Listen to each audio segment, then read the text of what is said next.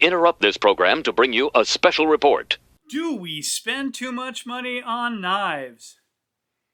Abso-fucking-lutely. You need a knife. You need it to do a multitude of tasks. I don't know what your tasks are. I don't know if you're cutting drywall, making feather sticks, skinning out an elk, saving yourself from a bear attack.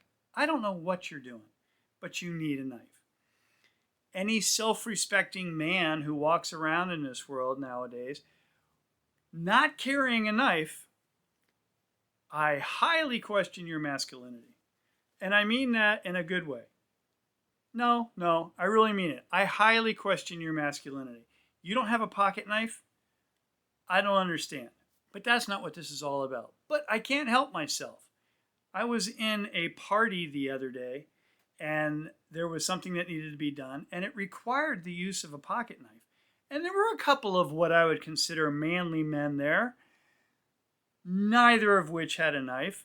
I was about to lose my fucking mind, so I just grabbed what it was that they were trying to do, took care of it with my Swiss Army knife, handed it back, looked at them with complete disgust, and went about the rest of the party. The things that I bought this week, I'm just going to go down the line in no particular order. The first one was this Enzo Trapper. But I got to looking at it and I'm going, something's wrong with this knife. I don't remember it having such a narrow ass and short blade and less belly. Good thing that I purchased also this week another Enzo. The whole idea was I'm going to compare D2 to O1. This is the Enzo Trapper that I remember. This may or may not be a kit knife because much shorter blade, different belly. That's the handle that we know and love. I don't know what the hell is wrong with this one. It's going bye-bye. Can't deal with it. This feels good. Nice handle, nicely finished. Red spacers. This is lighter. You know they make their handles skeletonized. Just throwing that out there. And I like O1 because Randall knives are made out of O1. And you can beat on O1 and it'll take it. And a lot of traditional bushcraft knives from England are made out of O1. It's not high tech. It's nothing special, really. It's Swedish tooling steel. But it's fun to use, and it takes on a cool patina. So there you go. So I spent money on those two things. All right, what are we at? $300 by now. I was going through my knife pile, and I said to myself, Tom, you know what knife you haven't seen for a while? The TOPS Woodcraft. Huh, what the hell happened to that? Oh yeah, I loaned it out. I miss it. So I ordered another one. So I got that. We all know I hate the sheath for that. Well, if you don't know and you haven't watched my videos, go watch one and you'll see why I hate that sheath and why I decided to use this sheath from Essie. It came with a camp lure. And look at that. A proper pouch sheath, fits like a glove, match made in heaven, Cinderella slipper. I'm done. Now we're at $450. Next up, I bought 3 in a row. Mora Companion, thick. Garberg. I have noticed they are now putting the DLC all the way down to the blade. I don't remember them doing that before.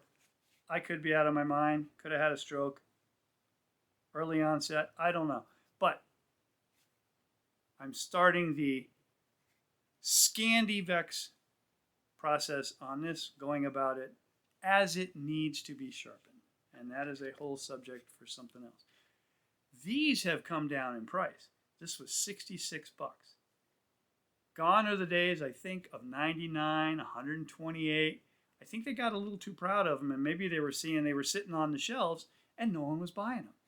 $66. 20, 22, don't really remember. I also purchased the Mora Black. Has the same blade steel, totally blackened blade as the Garberg. I'm going to be honest with you.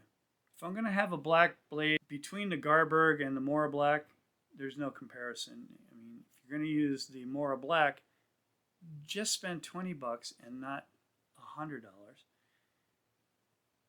But if you're going to spend the extra money and you want something that you can really pound on and has an exposed butt, which does come in handy.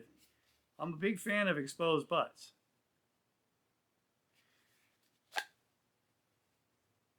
Get the Garberg. I've got all these new things to play with. What do I reach for? My trusty Mora Companion. It's the thin version, which means I believe the blade is only inserted to about there. $18. 18 bucks. Mora, would you do me a favor? Make these 3 7/8 or 3 3/4, because I think it would keep a lot of us out of jail. Is it really necessary to spend scads of money on knives that you want to use? Absolutely not. It's stupid. I'm stupid. I've got too many knives here sitting on the table. What the hell am I going to do? I enjoy them, but they become a burden. So if you don't want to be trying to figure out what knife to take on your next adventure, don't have a bunch of knives. Just have a knife, a good, reliable, go-to, can do anything knife. I am not paid by Mora. I am not endorsed by Mora. This is just me letting you know what Tom likes and uses and is perfectly happy with. It's your money. You do whatever the hell you want to do. I just don't want to see you get sucked into this. You got to have the latest and greatest thing. You can buy a truckload of these for what it would cost you to get a Randall-made knife. I do appreciate you watching. I will see you on the next one. Thanks.